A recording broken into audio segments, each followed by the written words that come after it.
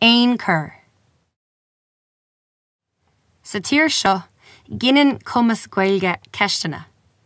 Cínta, tá go leor gaeilgeoirí ann a cholíonn na stereotípi sa dáin seo. Ní bheadh Gaeilge a gomsa marach iarachtaí leanúnacha tharna blianta. Ach, níor thuig mé go raibh mé chun dul comhfada seo leis. Tásúla gom go léiríonn me scéal gur féidir le duine ar bith an teanga a amhlaim.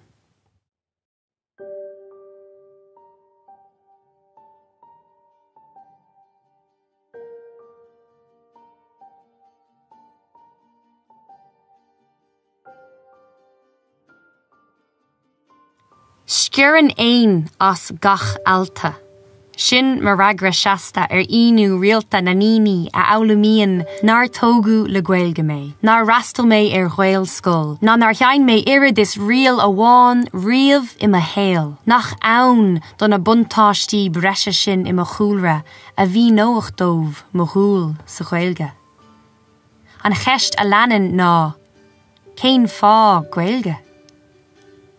Ní ann déin chúis amháin, tosach néta an scéal níl le fáil. Is omí cur sa saoil, I míon an tám rothí, strictar ceann scríbe. Cén fá. Míle mion rawa do echa is dócha. I measc rí rá na milliún rawa eile a choníon an rutha mór seo ag buga. Sin a thug an seo a nocht mé, sa rocht seo. Fila Gaeilge os vergóir, ag cugant na ceiste cén fá. Go me leiscéal gan leiscéal glán a bhrunna uiribh. Seo ceist, mar ragra. An bhfuil sibse a fífrí díam faoi mo chud Gaeilge? nó faoi bhar naspa?